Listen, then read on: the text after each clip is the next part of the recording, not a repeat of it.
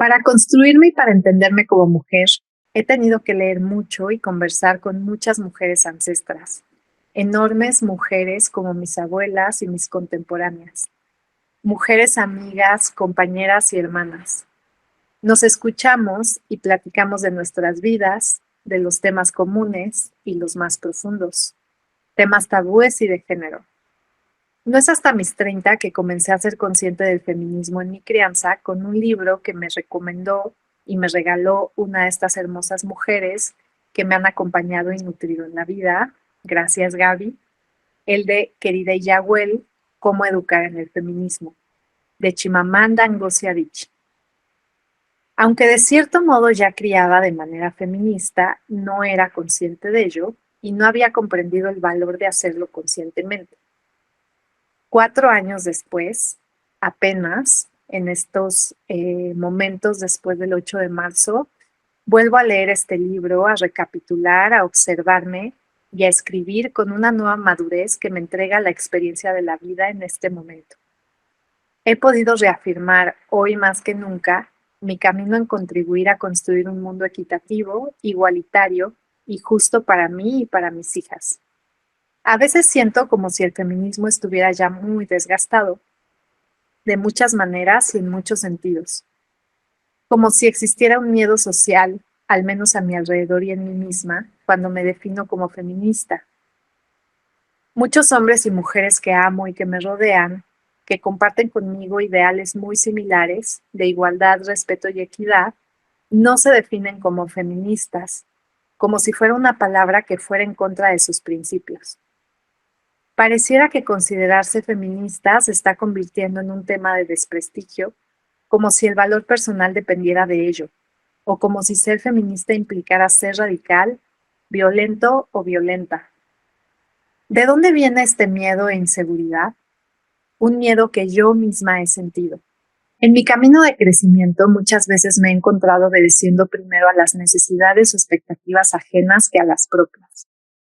El autoconocimiento y las herramientas de vida que he ido aprendiendo en mi adultez han puesto freno a varias conductas violentas y a la enérgica forma que tenía de expresarme en momentos o situaciones que yo consideraba injustas.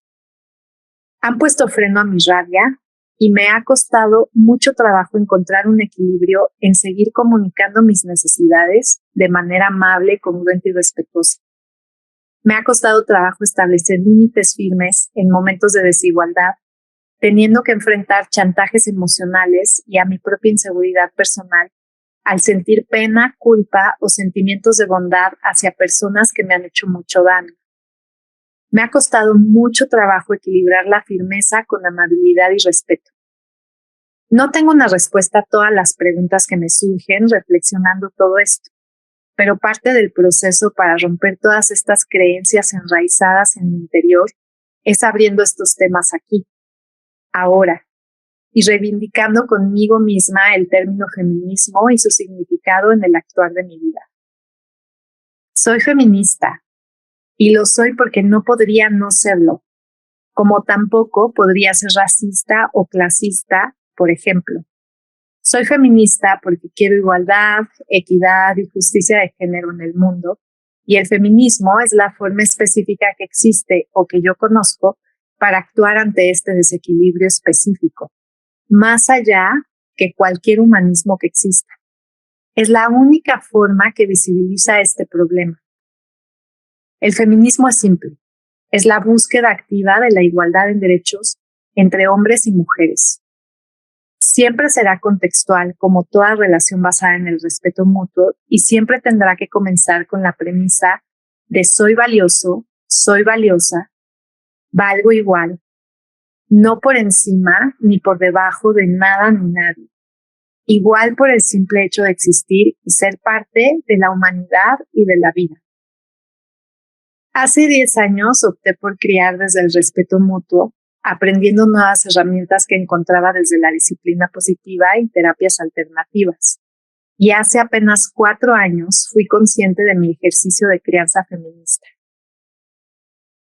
La conciencia hace la diferencia, porque me permite mirarme en mis propias acciones, cuestionarme y generar nuevos actos disidentes que deconstruyen mis creencias profundas y que evitan micromachismos o pequeñas violencias provenientes de la desigualdad. La desigualdad genera frustración, enojo, rencor, que se pueden convertir fácilmente en violencia directa a mis hijas o a las personas que quiero que me rodean, al tratar de evitar el dolor y el miedo. Recordar y construir mi valía equitativa como ser humana me permite resolver mis emociones y sentimientos y así abordar de otra manera los problemas más difíciles. Y crear ambientes saludables dentro de mi tribu, dentro de mi familia, en mis vínculos. Estoy en el difícil proceso de escribir para poder narrar la historia, mi historia que quiero seguir viviendo y así diseñar mis sueños. Y al mismo tiempo criar hijas resilientes, fuertes y seguras de sí mismas. Quiero contribuir y generar acciones y prácticas que promuevan el respeto mutuo. Yendo un poco al pasado, cuando tenía 16 conocí la palabra feminismo.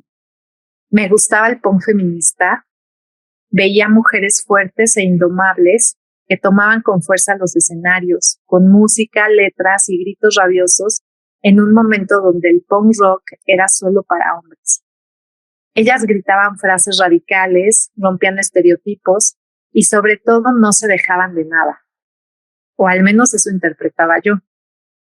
Todo eso me resonaba tanto en un momento de cambios hormonales y de la construcción de mi propia identidad, mientras al mismo tiempo también me hacía consciente de las desigualdades sociales, el machismo impregnado en todos lados y la incongruencia de personas amadas y cercanas.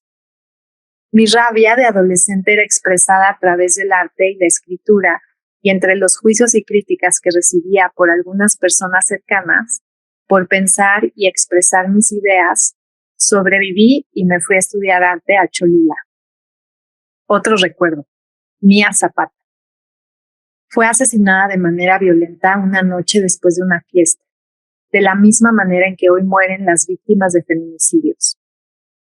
Estamos hablando de los 80s. Ella era la vocalista de un grupo de punk estadounidense llamado The Beats, que me gustaba mucho.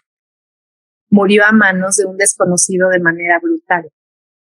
Cuando escuché su historia me obsesioné. Estaba impactada por la forma tan extrema en que Mía Zapata había muerto. En esos tiempos para mí era una tragedia aislada, sin ninguna conexión o relación con tema de desigualdad de géneros. De niña viajaba cada año a Chihuahua. De ahí es la mayoría de mi familia. Cuando visitábamos el centro de la ciudad, me llamaba mucho la atención una especie de instalación que permanecía año con año en la Plaza de Armas frente al Palacio de Gobierno. Y ahí sigue. Que se componía de pedazos de maniquí representando cuerpos de mujeres sobre arena. Estaba claro que estaban muertas, violentadas, con cuerpos desmantelados. Y sus nombres estaban presentes. Es una instalación que denuncia los asesinatos de las muertas de Juárez. A mi corta edad, yo no entendía tal fenómeno a profundidad, pero me inquietaba. Hacía muchas preguntas a mi papá, que estoy segura que no quería ni podía responder a una niña de unos 10 años. ¿En manos de quién? ¿Por qué? Entre retazos de respuestas, entendía que en Juárez asesinaban y siguen matando a mujeres jóvenes. Entendía que eran hombres quienes las mataban, que salían de las maquilas después de trabajar en el desierto, ellas solas, y estos hombres las asesinaban porque sí. Me confundía a pensar que estos hombres podían hacer eso, solo así, sin razones aparentes. Y ni siquiera me hablaban de las violaciones o de la forma cruel en que las mataban y las maltrataban. Y me generaba mucho miedo y angustia porque yo también soy mujer, pero también me sentía segura desde mi contexto y realidad que yo sentía tan lejana. No fue necesario que nadie me explicara la relación de este tipo de violencias con el género. Con el tiempo yo misma fui relacionando estos hechos aparentemente tan aislados con la misoginia. Con el tiempo llegó a mi vocabulario la palabra feminicidio. Con el tiempo, este virus silencioso se fue esparciendo más y más, y las muertas de Juárez comenzaron a ser las muertas de todo el país. Las muertas de Juárez comenzaron a ser también niñas de 6 años, jóvenes de 15, mujeres de 30. Con el tiempo escuché historias de mujeres cercanas a mí, amigas que habían sido violadas y maltratadas y que escondían estos sucesos por miedo y vergüenza. Con el tiempo yo misma me fui haciendo consciente de la silenciosa violencia de género que me rodea. Con el tiempo, y por fortuna solo una vez, tuve unas manos alrededor de mi cuello dispuestas a apretarlo y restarme de mi derecho a vivir, solo porque sí. Y con el tiempo estoy aquí, en un proceso de autovalidación y autoamor, con la hermosa oportunidad de seguir criando a 2 hermosas hijas. Hoy reafirmo que soy feminista, porque no puedo no serlo, y que decido de manera consciente criar desde el feminismo, y que el feminismo es una práctica y búsqueda por el respeto mutuo desde el género. Como humana, quiero y exijo un mundo de equidad, libre de violencia hacia las mujeres, y estoy dispuesta a contribuir en su construcción.